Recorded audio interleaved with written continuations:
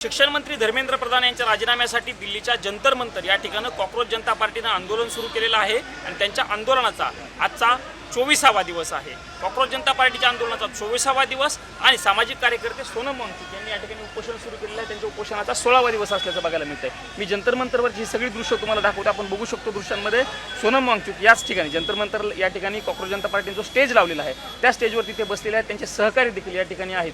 ज्या विद्यार्थ्यांना नीटच्या पेपरमध्ये आत्महत्या केलेल्या होत्या त्या विद्यार्थ्यांचे काही फोटो या ठिकाणी स्टेजवरती लावण्यात आलेले आहेत आणि आंदोलन जे आहे ते कायमस्वरूपी सुरू असल्याचं चित्र जे आहे ते आपल्याला बघायला मिळतंय। सध्या आपण ज्या ठिकाणी आंदोलनाच्या स्थळी आहोत कॉक्रोच जनता पार्टीचे संस्थापक अभिजित दीपके आपल्यासोबत आहे की ज्यांनी या आंदोलनाची हाक दिलेली होती आणि आपण त्यांच्याशी बातचीत करूया। अभिजित, आज 24वा दिवस आहे। वांगचुक सरांची तब्येत कशी आहे? कारण त्यांचा उपोषणाचा 16वा दिवस आहे। तब्येत अत्यंत खराब झालेली आहे। जवळपास 8.25 किलो वजन कमी झालेले आहे। उठूनही बसताना त्यांना चक्रा येत आहेत, चालणं अवघड झालेलं आहे आणि आधी त्यांचा फॅट लॉस झाला, आता त्यांचा मसल लॉसही होतो आहे जो खूप क्रिटिकल असतो। तर सरांची तब्येत म्हणजे रोज खूपच खराब होत चालली आणि मलाही चिंता पडलेली। मी त्यांना म्हणतो सर तुम्ही उपोषण संपून टाका, आपण प्रोटेस्ट कायम ठेवू आपलं, पण ते म्हणते मी मागे नाही सरकणार आता। मी माझं जे उपोषण आहे ते चालू राहील जोपर्यंत सरकार काही ॲक्शन घेत नाही। डॉक्टर काल परवा आले होते, त्यांनी चौकशी केली तब्येतीची। डॉक्टरांनी तशीच विनंती केली आहे त्यांनी उपोषण सोडावं। हो, डॉक्टरांची तीच विनंती चालू आहे कारण की त्यांचं 8.25 किलो वजन कमी झालेलं आहे, मसल लॉस चालू आहे।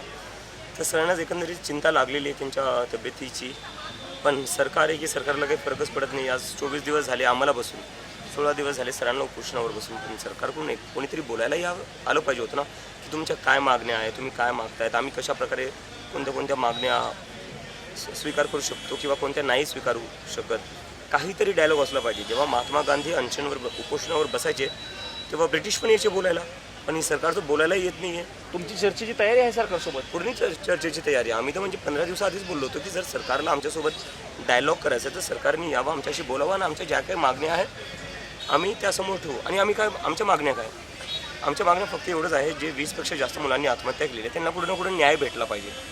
त्याच्यासाठी धर्मेंद्र प्रधान यांना काढून दुसरं कोणाला शिक्षण मंत्री करा। आम्ही काय म्हणतोय का आम्हाला शिक्षण मंत्री करा, तुमचा शिक्षण मंत्री असणार आहे, पण जो शिक्षण मंत्री पूर्णपणे फेल झालेला आहे, ज्याच्या राहता पेपर लीक झाले आणि 20पेक्षा जास्त मुलांना आत्महत्या करावं लागली, त्या शिक्षण मंत्र्याला काढून दुसऱ्यांना बनवा। एवढीच मागणी आमची। आम्ही काय म्हणतो का मला बनवा किंवा सोनम सरांना बनवा, तुमच्याच पक्षाचा बनवा ना, पण कोणी असा बनवा तो पेपर लीक नाही होऊ देणार। शिक्षण मंत्र्यांच्या राजीनाम्यावरती तुम्ही ठाम आहात, पण सरकारकडनं कुठलीही ॲक्शन घेतली जात नाही, चर्चाच करत नाही सरकार।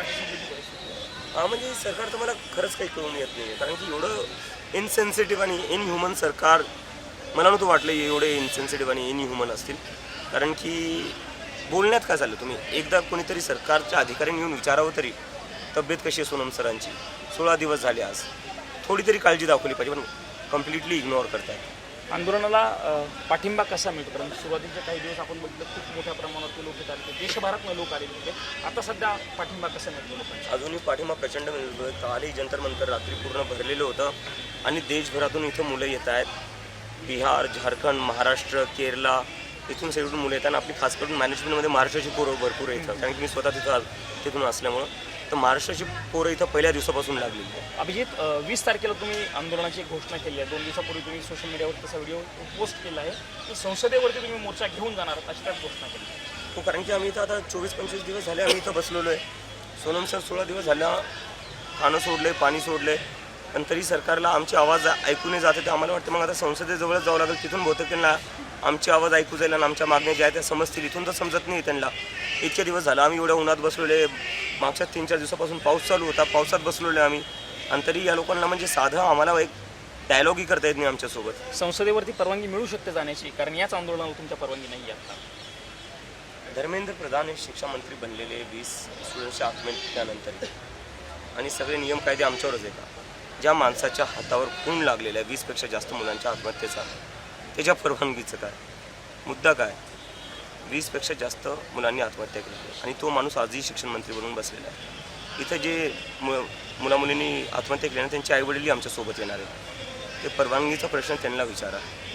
त्यांना परवानगी आहे की नाही 20 जायची. तारखेचा मोर्चा होणार असं तुम्ही म्हणायचं. येस होणार. निश्चितच आपण जर बघितलं तर हे अभिजित दिप्ते आहेत आणि त्यांनी स्पष्ट केलेलं आहे की 20 तारखेला आम्ही संसदेवरती मोर्चा घेऊन जाणार आहे. वांगचूक सरांची तब्येत खरं आपण जर बघितलं दृश्यांच्या माध्यमातून तर कमी असल्याचं चित्र आपल्याला बघायला मिळतं, कारण यांच्या वजनामध्ये देखील मोठी घट खरं तर मागच्या काही दिवसापासून झालेली आपल्याला बघायला मिळत होतं.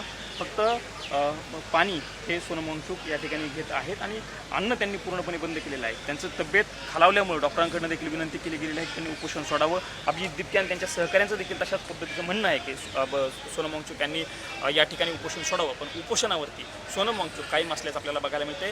आणि 20 तारखेच्या मोर्चाची खरं तर कॉक्रोच जनता पार्टीकडनं घोषणा केली गेलेली आहे. त्यामुळे 20 तारखेचा मोर्चा नेमका कशा पद्धतीने होतो, त्यांच्या मोर्चाला परवानगी मिळते का, आणि परवानगी मिळाली तर हा मोर्चा नेमका कशा पद्धतीने संसदेपर्यंत जातो हे बघणं आता महत्त्वाचं असणार आहे. Camera person Rakesh Kumar sir, मी प्रमोद जगताप, TV9 मराठी, नवी दिल्ली.